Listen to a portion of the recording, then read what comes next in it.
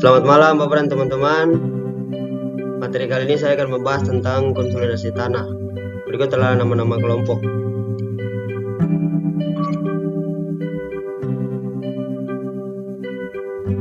Apa itu konsolidasi? Metode pengujian untuk mempercepat pengaliran air pori pada tanah dengan permeabilitas rendah sehingga penurunan konsolidasi menjadi lebih cepat.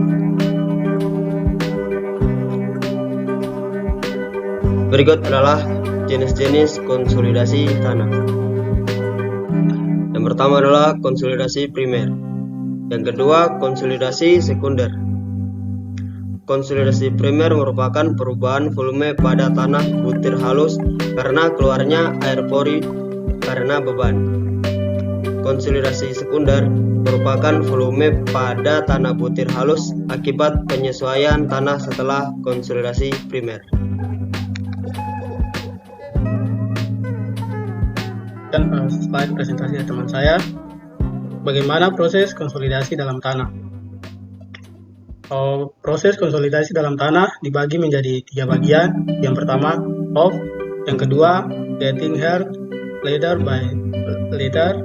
Terus yang ketiga, harden.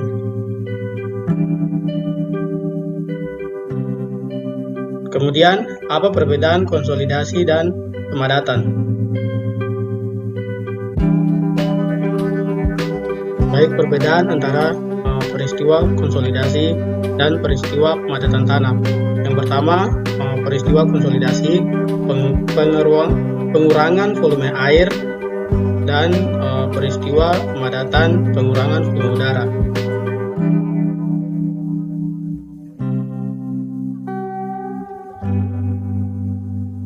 Perbandingan kecepatan konsolidasi pada jenis tanah. Untuk jenis tanah kerikil, konsolidasi terjadi selama 2 menit, sedangkan untuk tanah berpasir terjadi selama 2 jam. Untuk tanah lanau terjadi selama 200 hari, sedangkan untuk tanah lempung terjadi selama 200 tahun. Tegangan per konsolidasi. Tegangan efektif maksimum yang terjadi pada tanah. Tanah terkonsolidasi normal atau normally consolidated. Tanah dengan tegangan efektif maksimum yang pernah terjadi pada tanah saat ini. Tanah terkonsolidasi lebih atau over consolidated. Tanah dengan tegangan efektif maksimum terjadi pada masa lalu. Tujuan uji konsolidasi tanah untuk menstimulasi kompresi dari tanah akibat bekerjanya beban sehingga diperoleh karakteristik kompresi atau compression karakteristik dari tanah yang akan dihitung untuk menghitung penurunan. Tekanan prakonsolidasi atau compression index, swelling index, decompression index, dan koefisien konsolidasi. Hal-hal yang perlu diperhatikan dalam uji konsolidasi. Yang pertama ada tes konsolidasi dilakukan terhadap contoh tak terganggu. Sampel yang dipilih merupakan sampel yang mewakili pada kedalaman dan lapisan tertentu.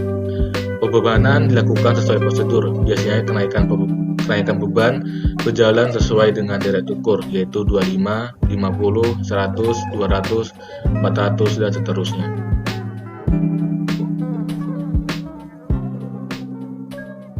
Berikut adalah cara menghitung besarnya penurunan konsolidasi.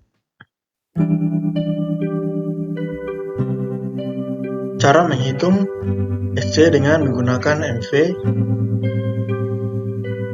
Yang kedua, cara menghitung SC dengan menggunakan CR dan CC.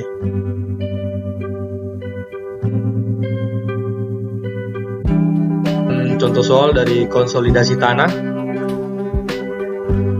Contoh tanah lempung diambil pada kedalaman 20 cm di mana tekanan efektif PC aksen sama dengan 275 kN per meter persegi, di mana N0 sama dengan 0,91. Maka hitunglah penurunan konsolidasi pada lempung akibat beban fondasi dan tekanan overburden, di mana tekanan menjadi P1 sama dengan 800 kN per meter persegi, termasuk overburden. Tebal lapisan lempung H sama dengan 30 cm. Di bawah merupakan hasil uji dari konsolidasi di atas.